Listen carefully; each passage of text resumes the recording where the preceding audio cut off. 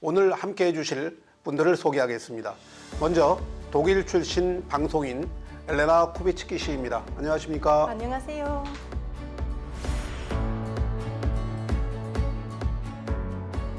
국민의힘 국책자문위원회 이주영 총괄위원장님도 함께 하셨습니다. 어서 오세요. 예, 반갑습니다.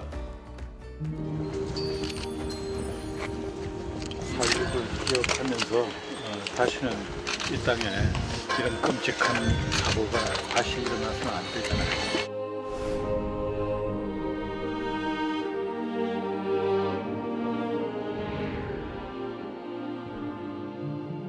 결코 물러서지 않겠습니다.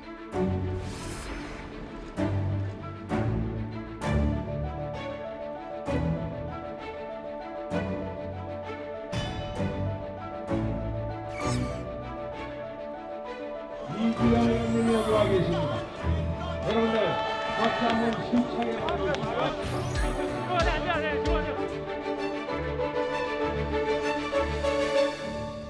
앞에서도 소개해드렸지만 국민의힘 국책자문위원회 총괄위원장님을 맡아서 열심히 달려오고 계시죠. 네.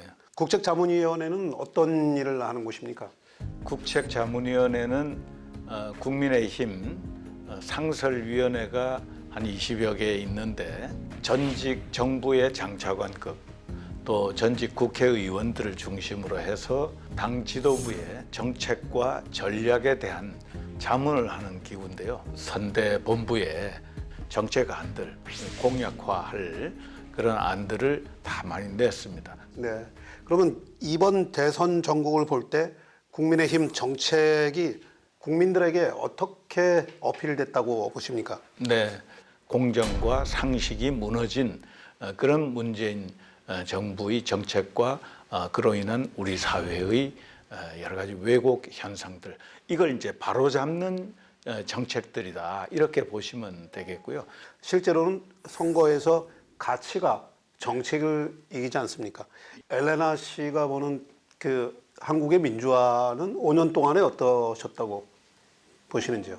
네, 사실은 독일에서도 한국 대설에 대한 관심이 많았어요. 네. 제가 기억하기로는 19대 대설 끝났을 때도 네. 독일에서 한국 민주화 성주기가 잡아들었다는 전망도 많았어요. 네, 5년 전에 문재인 대통령께서 당선이 돼가지고 취임할 때 취임사에서 그랬습니다. 한 번도 겪어보지 못한 그런 새로운 나라를 만들어 가는데 그것이 이제 국민 통합을 기반으로 해서 취임사 기억할 겁니다. 통합과 공존의 새로운 세상을 열어갈 청사진으로 가득 차 있습니다. 대립과 갈등, 이념, 지역 뭐 이런 거를 넘어서는 이런 걸 이제 기대를 많이 하게끔 하는 취임사 기억할 겁니다. 그런데 지나면서 그건 다 이제 처박혀 버렸어요.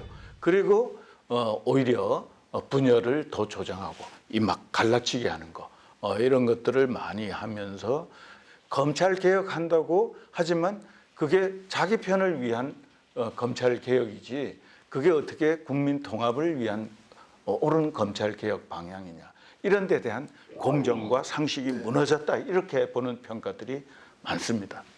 위원장님 생각은 그러면 그 문재인 5년 동안의 정권에서 정치 민주화가 좀 더 후퇴했다, 이렇게 오히려 보시는 건가요? 후퇴했죠. 여야가 다 이 이해관계가 첨예하게 대립될 수 있기 때문에 조정을 하면서 고쳐왔는데 우리가 뭐 수가 많으니까 압도적으로 이제 한다.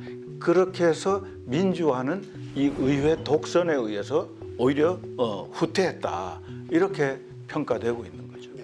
최근에 보니까 이제 그 지방 선거도 네. 곧 이제 6월 달로 다가오지 않았습니까? 그렇습니다. 그래서 혹시 그 경남 도지사의 출마를 위해서 네, 또 생각을 해보시고 계시는지 어떻게? 네네네. 저는 이제 2020년 21대 국회의원 총선 때 출마를 하지 않았습니다. 모든 것을 내려놓고 이번 총선에 불출마하기로 결심했습니다. 그리고 이제 경남 총괄선대위원장으로서 지원 유세 활동도 하고 이제 다녔었는데요. 국회의원 5선으로서 또 해양수산부 장관으로서 국회 부의장으로서 쌓았던 경험 이런 걸 가지고 이 전문가들 하고 이제 그룹을 만들어서 이제 경남 발전을 어떻게 시키겠다는 비전 제시도 하고 경남이 지금 소득 기준으로 볼 때 17개의 전국 광역자치단체 중에 지금 현재 12위인데 저는 3위로 비전이라 해서 소득 기준으로 12위에 있는 걸 3위 안으로 올려야 되고 일자리 많이 만들고 하기 위해서 투자 유치, 국내 투자 유치를 많이 해야 된다. 100억 불 이상의 투자를 통해서 일자리 많이 만든다. 또 인구 340만인데 이걸 소극적으로 이거 유지한다. 이것보다는 인구 500만 경남시대를 열어가자. 네. 이런 걸 이제 제가 준비를 해왔었습니다. 네네. 그런데 그 국회 부의장까지 네. 지낸 분이 이제 도지사 질문하는 것은 부총리 예. 이제 자급적으로 넣착하는 거 아닌가 싶어요. 옛날에 임명직 이 도지사 시절에는 그게 이제 차관급이었어요.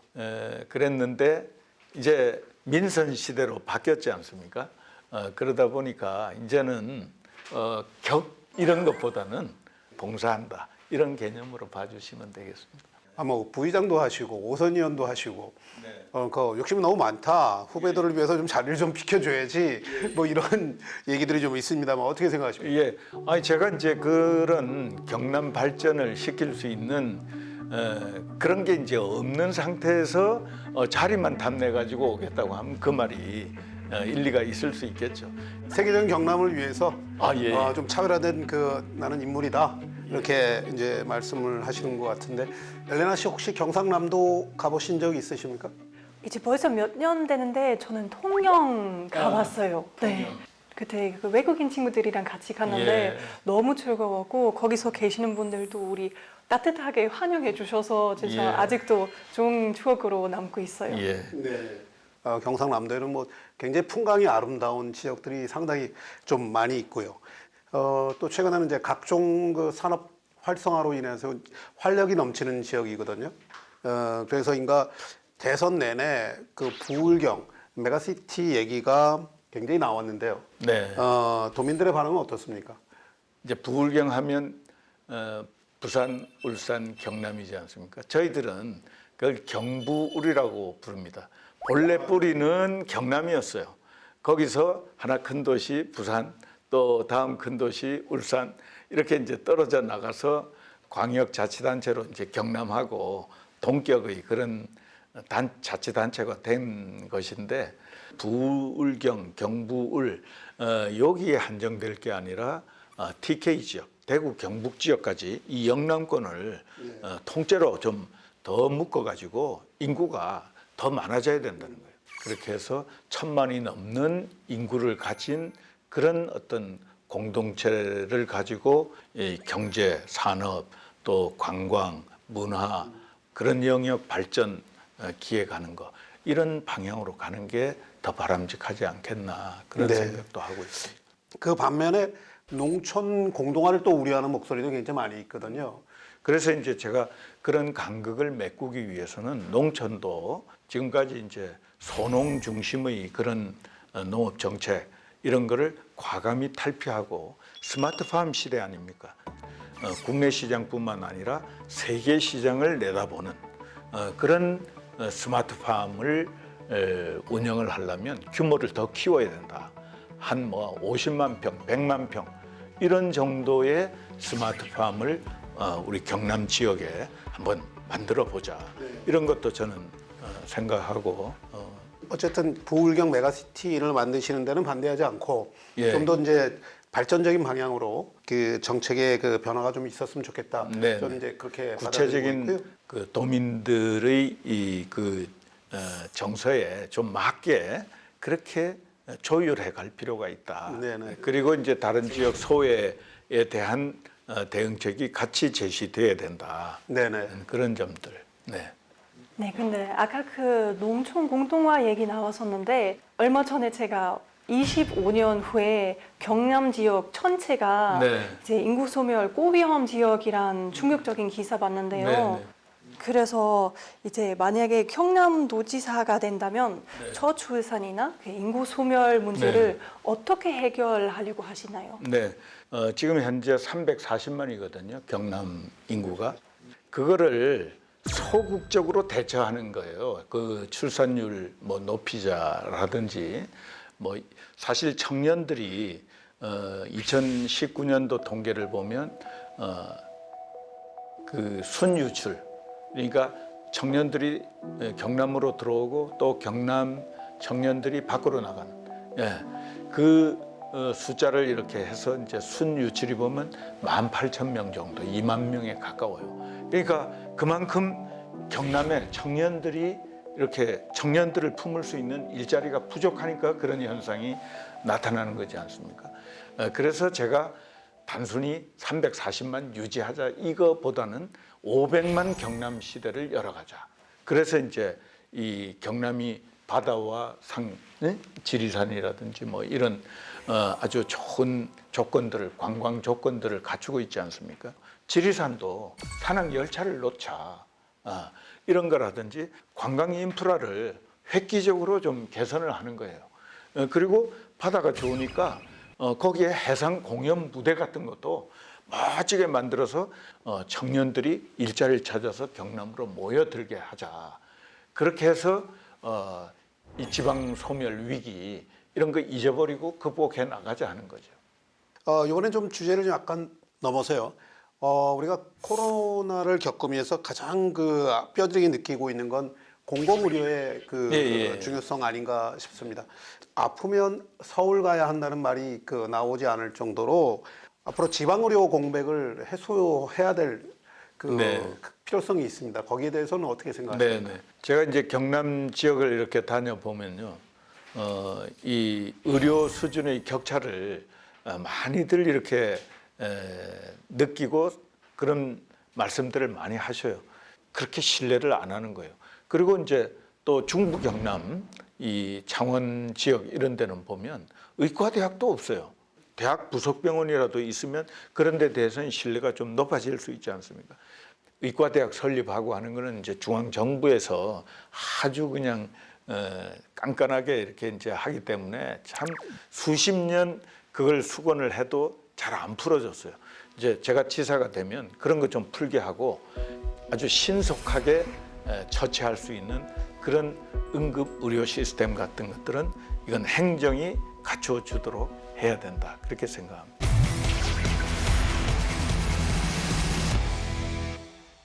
네, 이번에는 화제를 돌려서 다문화에 대한 그 이슈 얘기를 좀 해보도록 하겠습니다. 이번 대선 공약을 보면서 많은 다문화인들이 안타까워했습니다. 다문화 사회에 대한 실질적 공약이 없었기 때문이죠. 그 부분에 대해서는 그 위원장님 어떻게 생각하시는지? 예, 대선 후보들이 아직 그 중요성을 못 본 것 아닌가 싶은데요.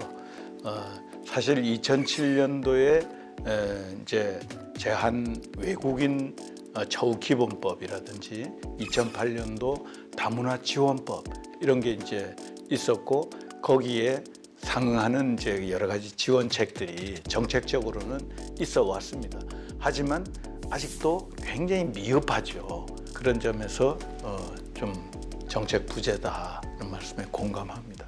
한국은 사실 굉장히 중요한 이제 그 갈림길, 그 외국인 근로 노동자가 없으면 산업 현장이 붕괴될 위기에까지 처해 있는데도 불구하고 그분들이나 결혼 이주 여성 유권자들을 위한 어떤 정책이 없다. 이거는 굉장히 그 좀 실망스러운 얘기들인데 어떻게 보세요? 저도 이제 한국에서 워낙 오랫동안 살아서 5년 다 됐으니까 저도 가끔 이제 더 한국인처럼 여기 살 수 있었으면 좋겠다는 생각 들죠. 근데 정치적으로 거기서 좀 어려운 부분들 있죠. 이제 외국 사람으로 여기 뭐 투표할 수 있든지 뭐 여기서 오래 살면 뭐 보험이라든지 이런 약간 생활하면서 문제 생기죠. 그래서 저도 좀 더 이제 외국인들이 환영하는 정책 좀 더 많이 생겼으면 좋겠다는 의견이에요. 네네. 혹시 외국인 근로자들 관련한 뭐 생각은 좀 있으세요? 저는 이제 독일에서도 외국인 근로자 많으니까 저는 뭐 좋다고 생각하죠. 이제 다른 나라에서 뭐 다른 능력 갖고 있는 사람들도 올 수 있고 아니면 경제적으로 한국에서 더뭐 편한 삶 살 수 있는 사람도 있고 그래서 한국 사람들한테도 외국 사람들한테도 좋은 일이라고 생각해요. 근데 요즘은 한국에서 이제 외국인 노동자 관련해서 안타까운 사건들도 좀 있었잖아요.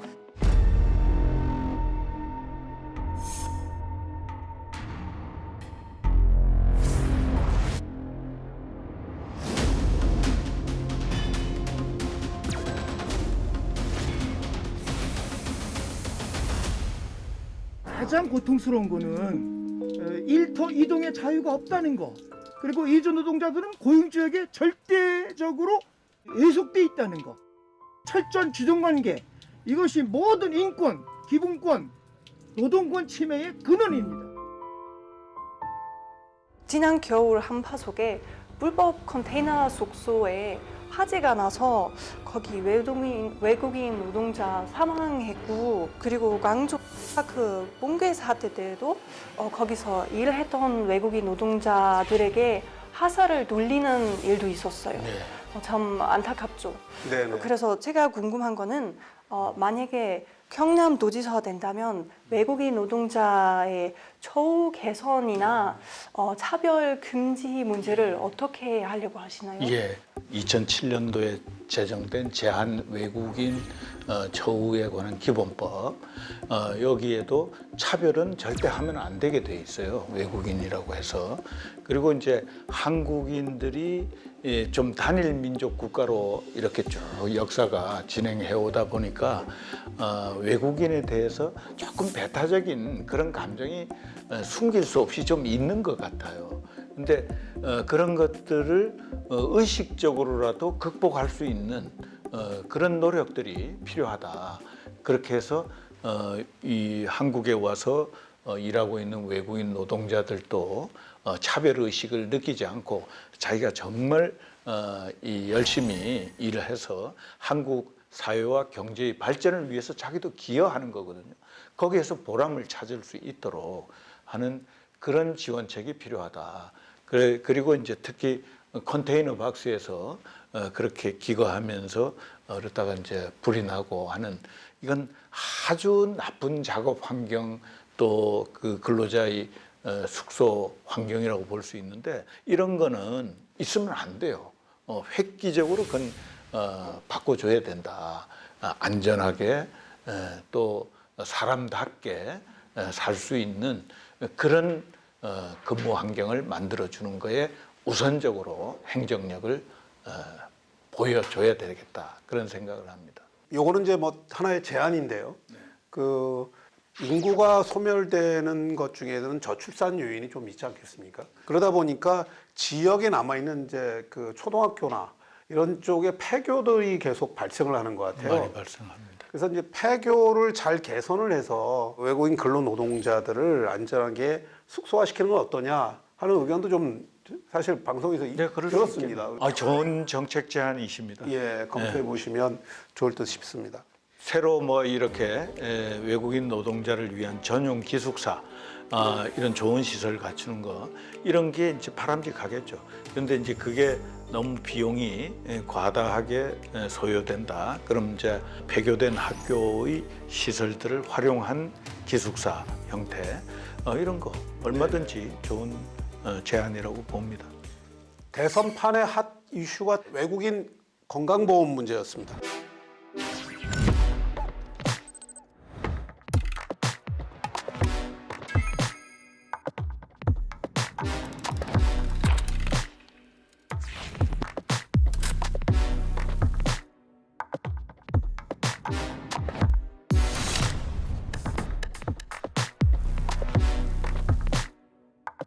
국민의힘에서는 이제 외국인 건강보험 피부양자의 등록 요건을 강화하자 하는 입장인데 또 다른 그 한쪽인 더불어민주당에서는 외국인 의료보험은 흑자다, 약 한 5천억 흑자다 이렇게 이제 주장을 하셨고 그 내국인이 그래서 덕을 보고 있는데 그렇게 국민의힘에서 얘기하는 것은 내국인과 외국인을 갈라치게 하는 거 아니냐 네. 하는 그런 그 반론도 있었습니다. 네. 어떻게 보시는지요? 예, 외국인에 대해서 이제 그 의료 보장을 사회 보장 차원에서 해주는 이건 이제 제대로 시스템을 갖춰야 되겠죠.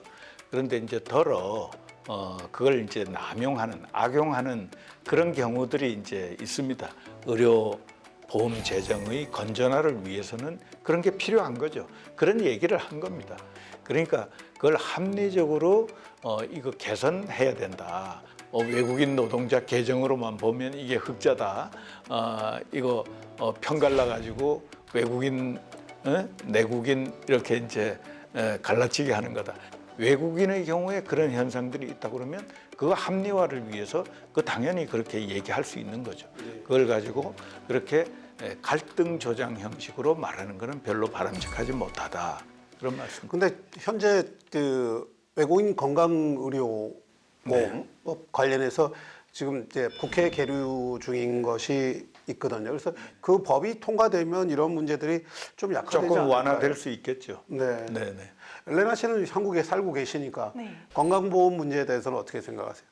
저는 처음 왔을 때 그때 아직 그 6개월 있으면 그때 이제 한국 보험 들어야 되는 그런 법 아직 없었어요. 그래서 그때 그냥 독일에 있는 약간 여행 보험으로 여기서 왔는데 확실히 그 병원 가는 거 좀 부담스러웠죠. 그래도 제가 먼저 모든 돈 내야 되고 독일 거기 보험도 그거 다 인증되는지 확신이 없으니까. 근데 이제 약간 모든 학생들이 그 외국인 학생들도 6개월 있다가 다 그 보험 들을 수 있으니까 저는 개인적으로 좋다고 생각해요. 근데 제가 알고 있는 사람들 중에 그거 이제 잘못 쓰려고 하거나 뭐 가족이랑 같이 쓰려고 하는 사람들 개인적으로 못 봤으니까 그래도 굉장히 괜찮은 시스템이라고 생각해요. 네. 한국의 의료보험 체계가 상당히 그 서구 선진화돼 있다 이렇게 그 많은 분들한테 얘기를 듣고 있거든요. 네. 그 독일에 비해서는 좀 어떻습니까? 저희 그 건강의료보험 제도가? 독일 시스템도 조금 따라와야 돼. 독일 시스템에 뭐 학생이나 뭐 약간 학교에 있거나 직장이 있으면 당연히 반반 그 보험료를 내게 되는데 제가 이제 병원 가면 일단 돈 아예 안 내게 되는 그런 시스템이에요. 보험 쪽에서 그 돈 훨씬 많이 내주는 거죠. 그래서 저한테 한국 왔을 때 좀 새로운 시스템이었는데 특히 뭐 미국인 친구들한테 한국 훨씬 좋다고 얘기 많이 들었어요. 거기서 이제 보험 들기도 어렵고 보험 있어도 자기 그 스스로 내야 되는 돈 너무 커서 부담된다고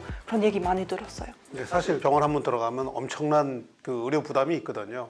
한국이 더 훨씬 좋다. 좀 전 이제 개인적인 생각에는 역설적인 방법인데요. 통계치로 보면 그 외국인들이 부담하는 의료보험료가 2020년 통계에 아마 5천억 정도를 흑자를 냈다라는 이제 통계 자료가 나와 있단 말이죠. 앞으로 향후 미래에 이제 외국인 근로 노동자나 이런 사람들이 많이 계속 우리 산업 인력에 필요하기 때문에 들어온다면 그분들을 통해 가지고 계속해서 좀 흑자가 나지 않겠습니까? 그럼 거꾸로 그 대한민국의 이제 그 선주민들이 더 의료 혜택을 더 받지 않을까? 역설적인 생각도 좀 해봅니다만. 그렇게 진행하면 윈윈 상황 되지 않을까 싶어요. 확실히 이제 여기 살고 있는 외국인들도 약간 보험료 계속 내면서 강한 건강 시스템 만들고 그리고 똑같이 이제 병원 가서 치료도 쉽게 저렴하게 받을 수 있으니까 모든 사람한테 좋은 일인 것 같아요. 네. 대한민국 국민들이 이제 그 외국인 분들이 많이 들어옴으로 인해서 본인들의 일자리를 뺏긴다, 또 삶의 질이 저하된다 이렇게 생각하지만 전혀 지금 그 다른 쪽으로 가다 보니까 이런 얘기를 좀 드렸고요. 네, 저는 또 네. 궁금한 거 있는데요. 네. 이제 독일에서 한국의 여가부 같은 가정 노인 여성 청소년부가 있는데요. 거기서도 이제 독일의 저출생 인구 소멸 같은 문제 해결하고 있는데요. 네. 국민의힘에 아예 여가부 이제 폐지를 주장해 왔는데요. 그래서 여가부 기능과 이상 쇄신이 아니라 그냥 아예 폐지 주장한 이유는 뭔지도 궁금하고요. 네. 그리고 여가부가 폐지된다면 그의 업무가 어떻게 되는지도 궁금해요.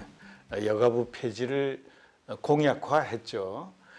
거기에는 이제 상당한 이유가 있는데 이제 여가부의 여러 업무들이 있지 않습니까? 여성, 가족, 또 청소년, 다문화 뭐 등등 있어도 거기에는 이제 양성평등 이런 정책을 펼쳐가는 데 있어서 이제 상당한 기간 동안은 여성이 차별을 받고 이제 하는 그런 문제에 있어서 동등하게 대우해야 된다 하는 의미에서 여성을 더 강조하고 우대하고 이런 게 이제 필요했죠. 그건 유엔의 정책에서부터도 그건 유래가 된 걸로 봐야 되죠. 그런데 오늘날에 있어서는 거의 그게 이제 그런 이슈는 거의 소멸되는 단계인데 오히려 남성들이 이것 때문에 역차별 당하는 것 아니냐 이런 이슈까지 급부상을 하고 있지 않습니까? 우리 사회에. 그러다 보니까 굳이 지금 이 시대에 여성부라는 걸 둘 필요는 없을 것 같다. 이런 의미에서 이제 했고요. 대안은 이제 그런 거죠. 여기에 취급하던 그런 업무들을 다 폐지하고 없애는 게 아니라 지금 말씀하신 대로 쇄신하겠다는 거죠. 그 외국인 다문화에 관한 거라면 자녀에 대한 교육 지원을 강화해야 된다든지 이런 거를 여가부가 하는 것보다는 교육부에서 하는 게 더 나을 수가 있다. 이런 대안들이 모색이 되기 때문에 저는 그렇게 이 다문화 쪽에서 크게 걱정할 일은 없지 않을까 그렇게 생각합니다. 또 한편에서는 이제 이민자들에 네. 대한 이제 고용 그 근로 문제가 좀 있습니다. 네, 네. 이것이 이제 고용노동부에 대한 그 산업 인력 정책에 대한 문제와 네.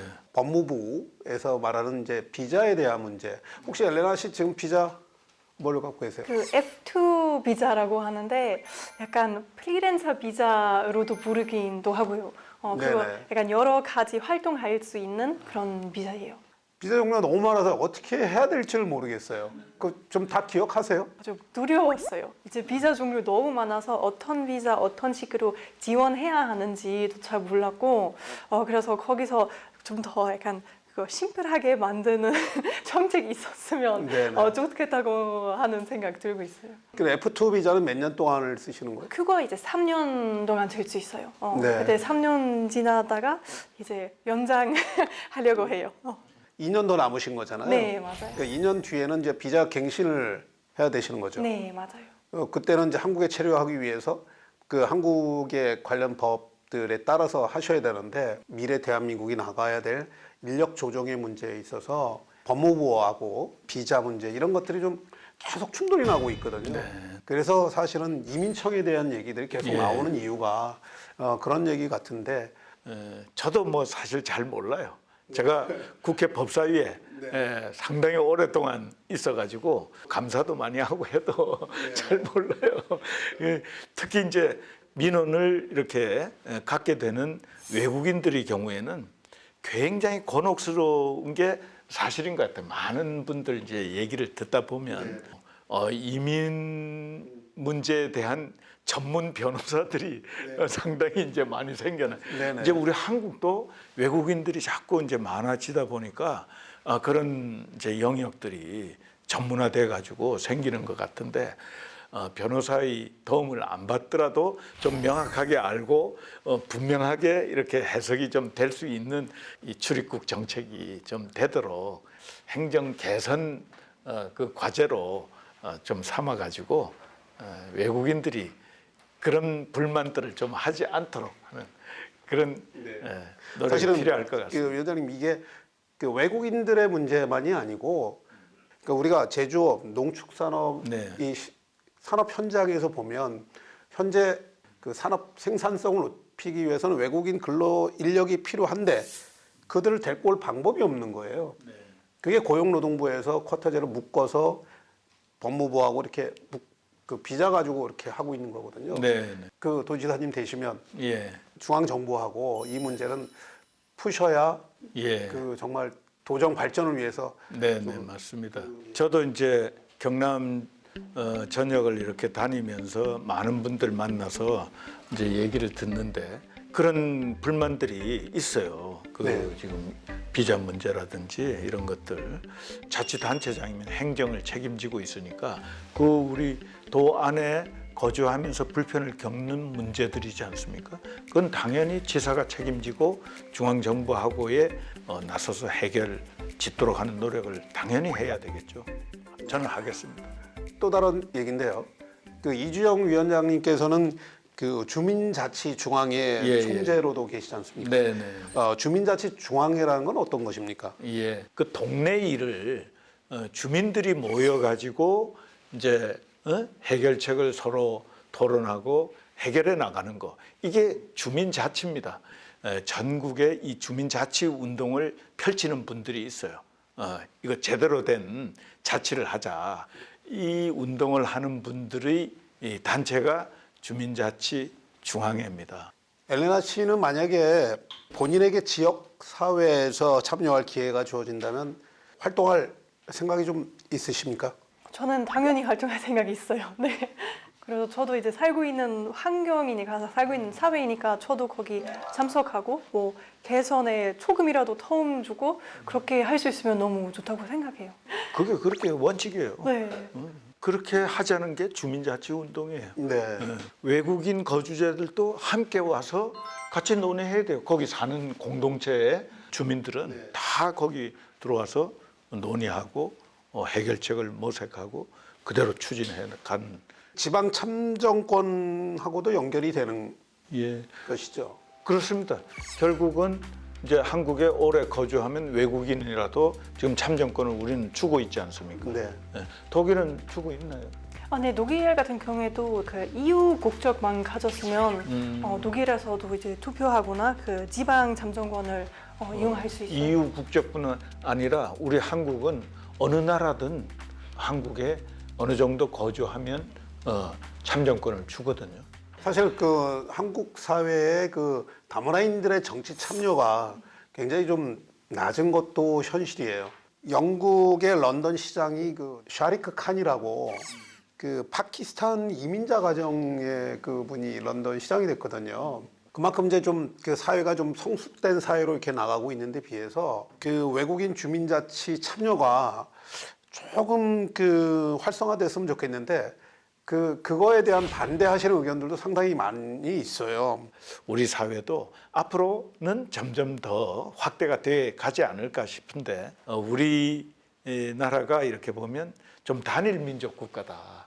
그래서 외국인에 대해서는 좀 배타적인 그런 마음이라고 그럴까? 그런 거를 점점 해소해 나가려는 노력이 우리 내국인들 입장에서는 필요하고 또 외국인 입장에서는 적극 참여해서 자치단체 장에도 도전하고 국회에도 도전하고 하는 이런 노력들이 또 필요하지 않을까. 네네. 그러면 사회적인 전체 분위기가 점점 높아지는 거죠. 경우에 따라서는 외국인도 다문화인들이 많이 사는 그런 지역사회, 그런 데는 거기 출신, 다문화 출신 공무원을 둬라.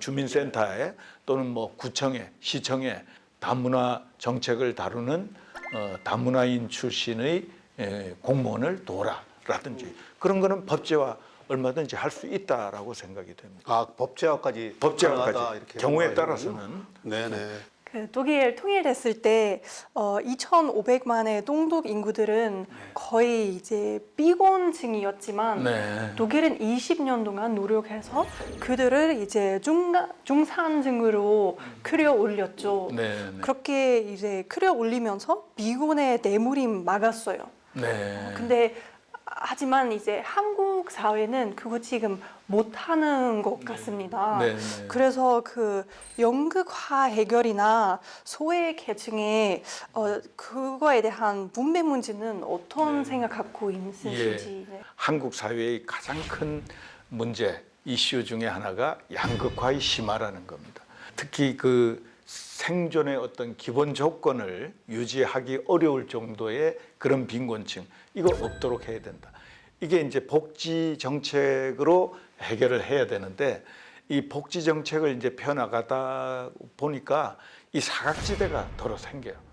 그게 없도록 하는 그런 정책과 행정의 배려가 있어야 되겠다. 이제 루즈벨트 대통령이 얘기했던 뭐 정치적인 자유, 언론의 자유 뭐 이런 것도 있지만 궁핍으로부터의 자유, 이게 굉장히 중요한 겁니다. 그런 거를 만들어 갈 수 있는 국가 정책을 펴나가야 된다 그렇게 생각합니다. 네, 잘 들었습니다. 궁핍으로부터의 자유. 네. 사실은 이게 가장 1순위가 돼야 되는 네. 그 사안 아닌가. 저는. 예. 앞으로도 그 도지사님 혹시 되시면 그 생활을 네. 더 잘 끌어올려 주시는 역할을 해주시면 좋겠고요. 예. 아까 이제 뉴스를 잠깐 보니까 러시아하고 우크라이나하고 이제 처음으로 네. 그 첫 협상을 했다고 합니다. 네. 과연 이게 어떻게 될지 저 초미의 관심사인데요. 보시면서 그 얘기를 좀 나눠봤으면 좋겠습니다.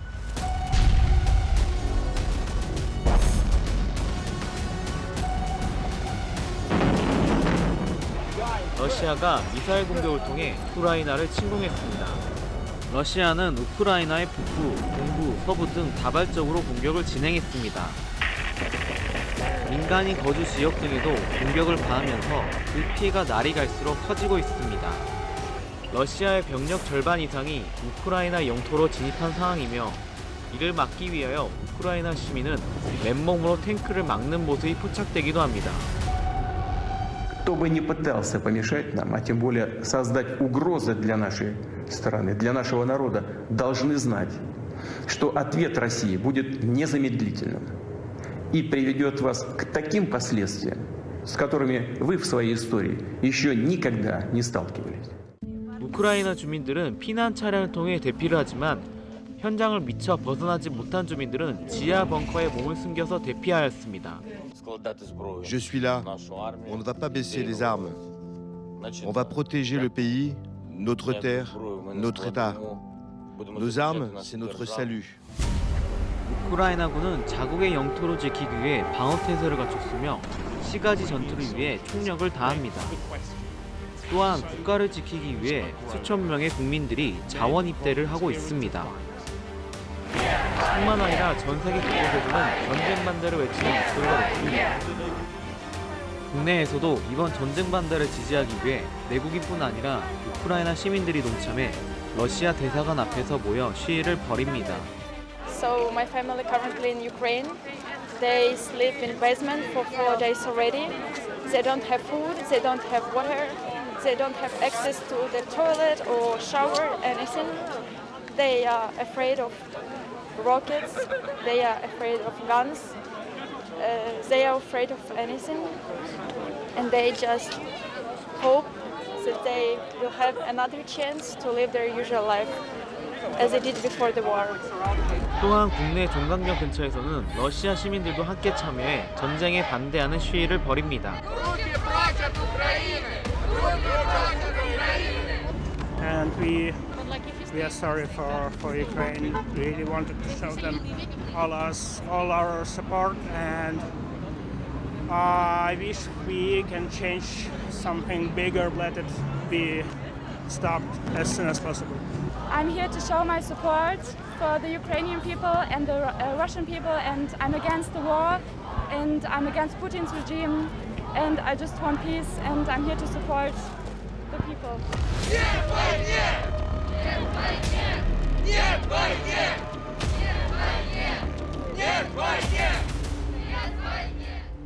이 전쟁을 보면서 정말 많은 생각을 하게 됩니다. 그러니까 열강에 둘러싸인 우리나라의 미래도 이제 걱정하지 않을 수 없는 그런 그 상황인데요. 그 엘레나 씨, 러시아 우크라이나 전쟁을 보면서 무슨 생각을 좀 하시나요? 일단 마음 그래도 많이 아픈 상황이죠. 이제 유럽은 그래도 큰 전쟁 이미 겪어봤으니까 죄송해요. 너무 뭐 우시는 거는 상관이 없는데. 아니 이제 우리 부모님 아니지만 그래도 할아버지 할머니 그 전쟁 겪어봤으니까 독일에서도 확실히 그냥 이렇게 쓸모없는 전쟁 빨리 그냥 끝났으면 좋겠다는 의견 많을 거예요. 엘레나 씨의 어머니 아버지가 아니라 이제 할아버지 할머니가 전쟁을 겪으셨다 이런 얘기죠. 이렇게 또 도발하고 이제 우크라이나에서 전쟁 만들었으니까 확실히 독일 사람으로서도 진짜 마음 아픈 사실이에요. 완전히 범죄 행위다.